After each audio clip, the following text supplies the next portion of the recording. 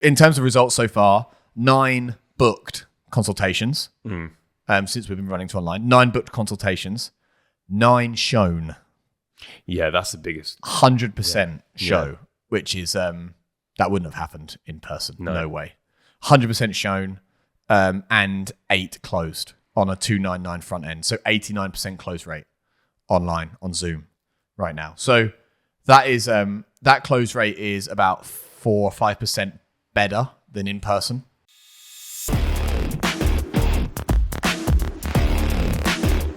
Jake. Yes. What's your love language? Oh, that's a good question. I wasn't expecting that question to kick things off. My love language, I don't know. Maybe what are the options?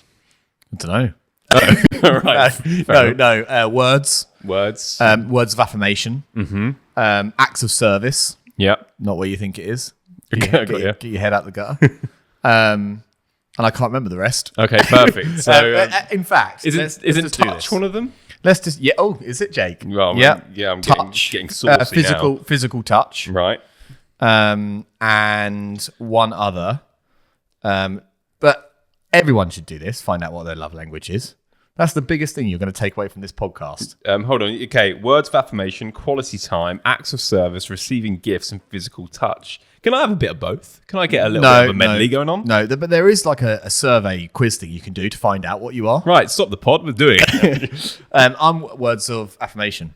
Okay. So I don't care. You just like being told you're great. Yeah, exactly that. Fair enough. I think a lot of physical athletes are like that. Yeah, fair enough. I quite like quality time, to be honest. There we go. Perfect, okay. Right. Cool. Right, let's get on with what we want to talk about today. I was going to say, we're experimenting big time at the moment. It's a bit of a weird segue to talk about love languages and physical touch to then talk about experimenting, but it is not related. We are experimenting with a new sales process right now for one of our locations, and I'm getting a bit excited. And I tried phoning you. I phoned you up the other day and I said, is it too early to be excited? And you said yes. So I was like, acknowledged. And then I moved on. But what we're experimenting with is online consultations. Yeah. So everyone's going to go, oh, guys, whatever. Done that. We've been there, done that. But I think the reasons to why we're experimenting with this that's kind of the most important thing. Yeah. So right now we have an amazing studio manager at one of our locations. Our new location, obviously, we have a studio manager here. And we're soon going to be opening more locations, which is the goal, right? Everyone knows that. We've been pretty clear about what the goal is. Now, the problem is keeping continuity across all locations with sales is really, really hard because the studio manager you hire ideally needs to be good at sales and have experience with sales. But if they don't, then you will see a close rate decline on front ends if you do in-person consults. Now, just to throw it out there, our studio manager right now is doing a brilliant job with his sales. He's been trained by myself, but he's never going to achieve the close rates that I'm going to achieve. Well, because you're the founder of the business. Nor can we expect him to. Yeah. Founder of the business, but also has been doing this for years and years, right? So we can't expect him to have those same rates. And that's going to be the same across every single location we ever launch. So we got to thinking, how can we scale sales? So we can centralize all of our sales in one place, i.e. with me and a sales team when we start growing. Right now, obviously, we have 2 locations that we take sales for. So I can manage all of the sales consultations for 2 locations. But as we scale to 3, 4, 5, 6, and so on, we're going to need an internal sales team, which we can centralize and train, and they can be my Avengers, essentially. So that's kind of why we're testing this at the moment. And I'm going to say testing because we're only 2 weeks into it. And we have 9 data points. So we've taken 9 consultations. But let's talk about pros and cons, shall we? Yeah. And also just like, I just want to quickly jump in there as well, again, in terms of our reason for testing this. So obviously you mentioned the big one there, which is to centralize sales. I think that's going to be the biggest pro out of doing this, is that no matter what location you are inquiring about a spot for, it all goes through the same sales team. And people are tagged accordingly, goes through one automation. It then is linked with the salesperson's calendar. That sales team can be remote. So we've got all of these different advantages for doing this. But one of the issues that we've experienced at our second location is not only obviously scaling the product and scaling the team and, having a site that we're not actively involved in or there, but like it's also operationally it's very difficult to duplicate all of our kind of workflows or automations and everything for every single step in the funnel for each location.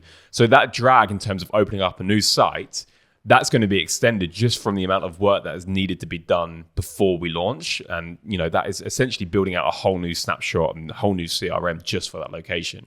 So our kind of motivation was like, hold on a minute, what if we could collect leads from multiple sources, but then all of those leads are funneled into the same team or the same calendar, which then gets assigned to a specific individual offsite. They don't have to come in. We don't have to work around session times, all that kind of thing.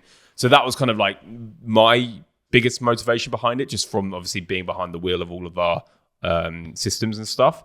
And that's essentially why I was getting so excited. But yeah, we'll just kind of quickly list down some pros and cons that we've had. Do you want to start? Yeah, let's start with cons. I think the biggest con is I really like the idea of using body composition scales in sales consults. Well, we invested heavily into them for that reason, essentially. And doing, obviously, online consults means you can't do that. So that kind of, in my opinion, should decrease close rate. Another con is I just don't think I love the touch point of a face-to-face, but I'm quite old-fashioned. Your love language, physical touch. Yes. I quite like a face-to-face consult, so it's never as good online, in my opinion.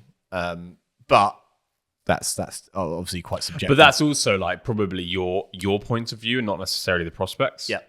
Because as much as we've even said on this podcast as well, like what is your biggest chances of conversion? Is it going to be in person, face to face with an individual, or is it going to be on a Zoom call? And we've always said in person, over Zoom call any day of the week. But then I think what we potentially miss was actually what does the prospect want? And prospects who may be slightly more affluent, for example, they value their time probably more so than their money. So they want to make sure that actually what they do and how they join is as frictionless as possible, because all they want to do is that they know they want to join. Money isn't an objection. They just want to join. So telling somebody like that, okay, right, you got to choose a time 3 days ahead at, I don't know, like 4 p.m. An inconvenient time normally. Yeah, you have to then drive to the location. You have to go and park, pay for parking, walk up to the location, all of that. And, potentially get through traffic, which we know, especially for this location, is pretty horrendous. So it got me thinking of like, actually, is this best for the prospect? Is this what they want? But there is a good argument to say, Jake, that you get a better qualified prospect if they're going to do all of that. Yeah, 100%. But there's also an argument to say, which we've seen, is that the increase in no-shows happens because of that friction. Yeah. So, yeah. And again, it's about being efficient as well with our studio manager's time too. So if he's got a whole day and every single gap in the timetable, because remember, we can't, with the ways that our layout is set up and everything, we can't take sales consultations during session times. So all of that time in between sessions on any given day is very likely that those times would be allocated to doing sales consults. So our studio manager is sitting there all day, and then, halfway through the day, he might have 3 or 4 no-shows. And that's time where he could have probably invested way more into the product, spoken to more customers, perhaps did some more progress check-ins, interacted in the Facebook groups, and just focused a little bit more on the experience and the service, because that's essentially what he's best at.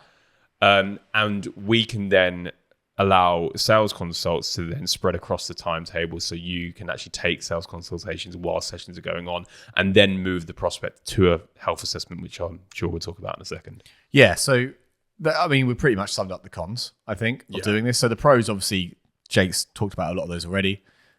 We can schedule the time throughout the whole day in peak hours, which is awesome. So I take a couple of consults in the evenings, which is quite nice, and other times during the day as well, which suits the lead better. We can also minimize the time as well, in terms of somebody could opt in for an ad right now and then potentially have a time later this afternoon to meet, and therefore we could decrease the conversion window and bring people into the business quicker. Book to consult, so we can cash flow quicker. Yeah. So that's obviously another positive. Obviously, less friction. They don't have to go anywhere. They can do it in the comfort of their own home, which is awesome. Which early results has meant less no-shows. So if I just go through the results so far, as I've mentioned, it's funny because one of our clients, he's got studios in Brighton. He's about to open his third studio, and I had a coaching call with him this morning, and no-show rate is quite high at the moment, and close rate is lower than he wants it to be. So and he's not taken the consults, which he's the best sales guy in that team, right? But he has other things to do and so forth. And he wanted to train sales teams at each location. Anyway, he really likes the idea of doing this, right? Because he can centralize sales exactly like us, even after he opens his third, fourth, and so on. He can take the second best sales guy and put them behind him with 3 or 4 locations. And he can take old consults from his office, right? Which is awesome. And it works really well. And he was like, I need this system. Can you just give me the system? And I was like, yeah, we can. But like I'm going to say in this pod right now, we have only had 9 data points, right? So 9 consults so far. The early signs are awesome. But like I said to you the other day, 20, 30 would be ideal.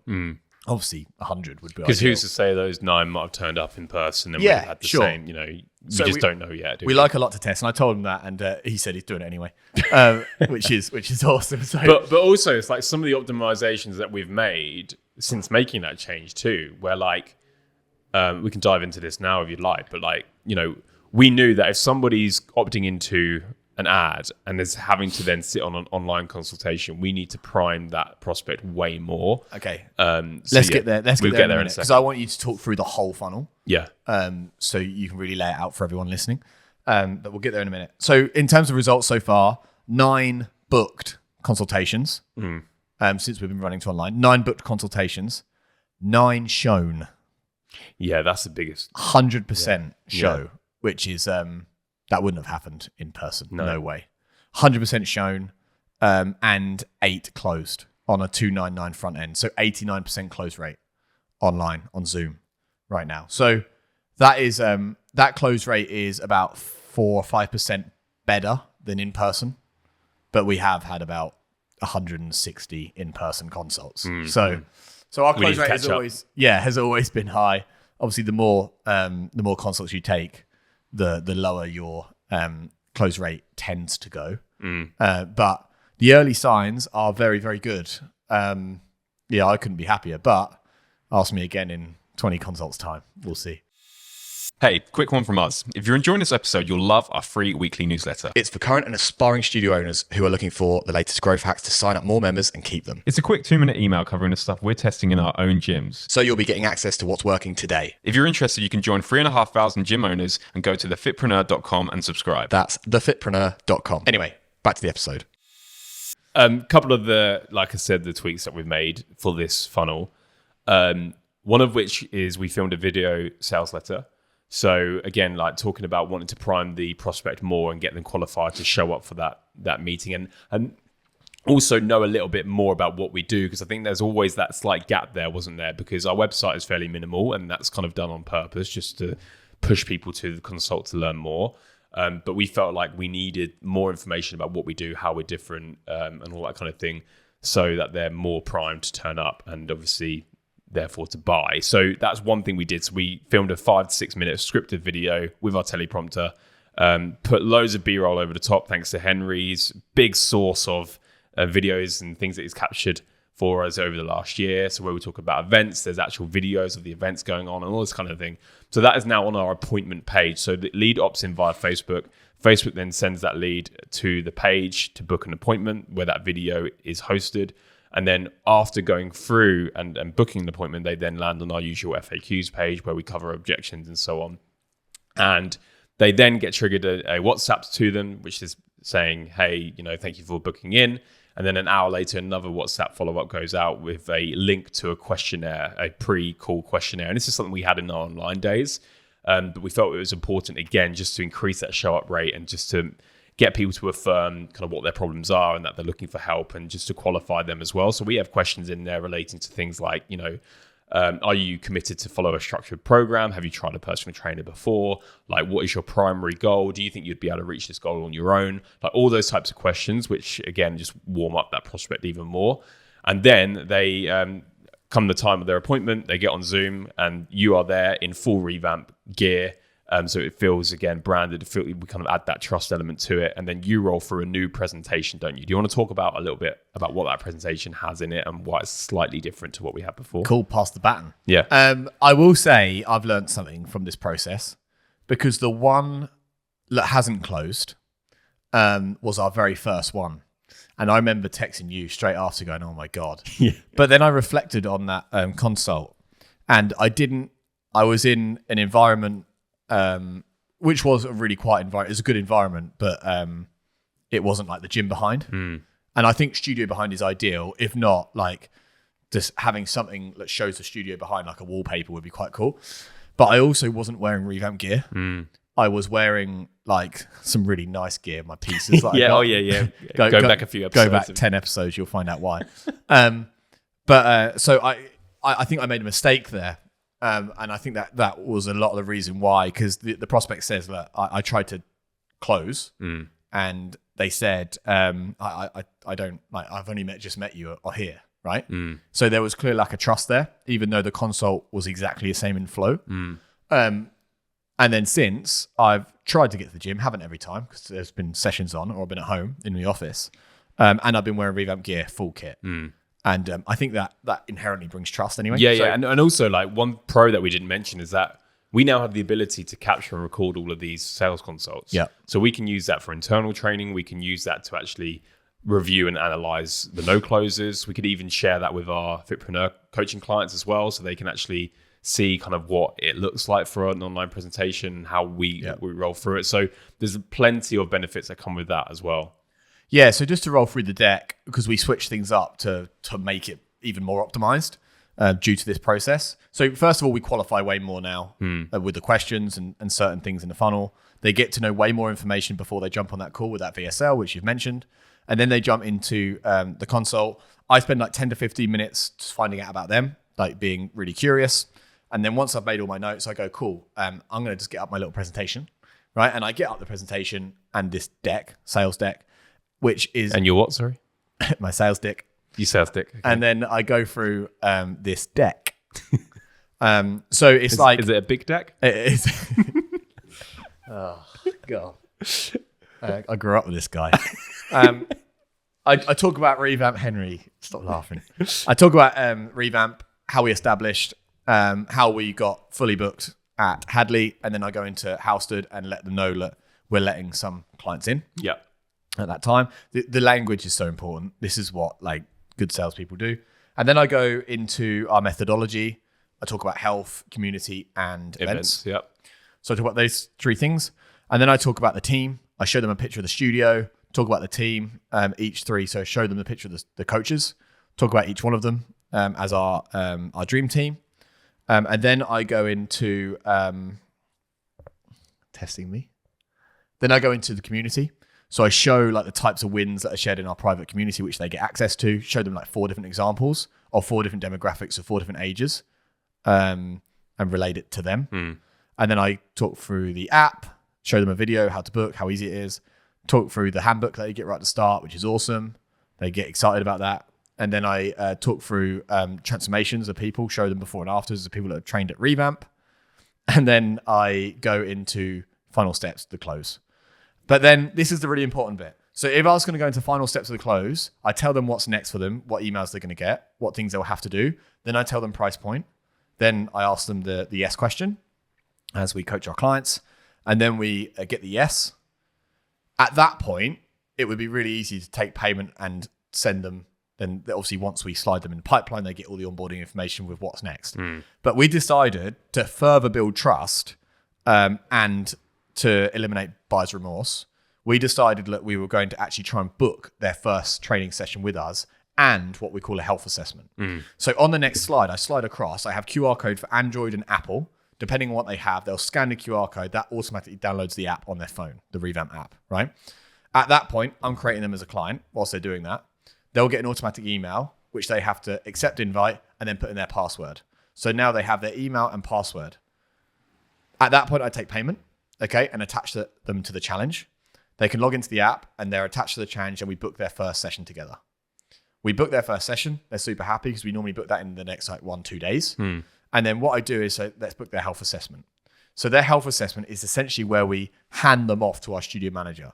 So our studio manager doesn't have to sell anymore. They just have to, welcome. They're brilliant at this. They just have to be that shiny, awesome person to take them through their 15-minute health assessment where they'll do body composition metrics, short-term goals, get their t-shirt, get their picture, be super happy, proper welcome, and then into the session they go. Because that was one of the cons that we thought of as well, that we're not going to be able to get our infamous new member t-shirts holding their t-shirts up, but actually we still do because it's just slightly delayed in that they actually turn up and Tom still gets the pictures of them and all that kind of thing. So I liken this to like the old days of online, the online business where a closer would hand off to the coach, or a setter would hand off to a closer. Right? There's like kind of that baton which is handed across. It's got to be like a beautiful transition. And also, it's like you say, it's got to make them feel really comfortable. Their first session's booked in. They've got the app. All of those slightly overwhelming things that they normally would have to do on their own because we now have that time they can now do, which is awesome. Yeah, the slight obviously con to that is that every consult whilst doing that has taken about 36 minutes. So we're 6 minutes over so we need to like leave a buffer between sessions or not do it. Yeah. But I think we're better off doing it. Another con is obviously if someone's maybe not good with tech, it feels like you're one of the Google employees trying to troubleshoot something. Yeah. So at that point you can do, hey, I'm going to send you an email with all the information anyway. If you need me, just reach out. Yeah. So like we have backups for all of this stuff. Yeah. And like you're closing anyway, this isn't necessarily a sales pod, but if you're closing, you should have multiple forms for someone to pay. So if they don't have, they want to come in, but they don't have their card, we've got an Apple link, we can text them. Right. So yeah, that's just really important. But that's kind of what it looks like from Jake obviously laid out the funnel. I laid out what happens on the call and how we hand it off, which is, I think, is really important.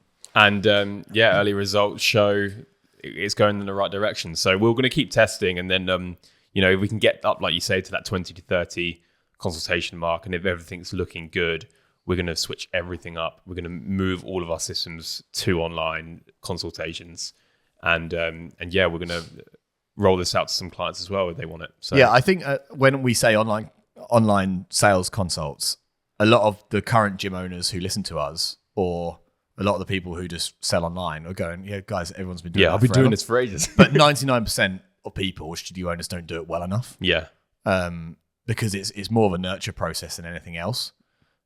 So that funnel, obviously the funnel, the consult, how you show up, how you hand off, all of that, and the actual so sales deck itself, Yeah. and what kind of visual components and psychology components go into that too. Yeah, it's all geared together to hopefully get somebody to say yes.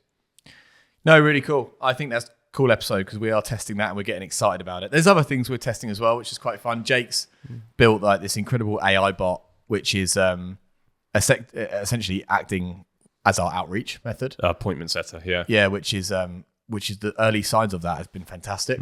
It went into my diary the other day and booked an appointment without you sending a link to the actual lead. How crazy is that, everyone? It looked at my diary because it syncs to my Google Calendar, checked out like I do have time at that point, and that's the time I wanted to take consults because it knows, and then it booked the appointment. Yeah, and it spoke to the prospect by just saying like, hey, I've got 7 p.m. free, if that works for you. They say yes, great, you're booked in. And we didn't even know any of this was happening. No. So cool. So yeah, it's really cool with testing. We'll obviously feed back to you guys. And if you want this stuff, you can become a client of ours because we do coach, as you guys well know. We only coach 10 people at once. So if you want to join the waiting list, feel free. Jake, you'll probably leave a link below. Yes, I'll put the link below.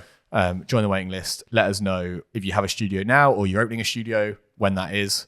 And we can hopefully hook up in the future. But I think that's pretty good. That's everything. Yeah. Go sort your love language, guys. It's really, really important. Sort your love language and your sales process. Perfect. Peace out. That's the pod.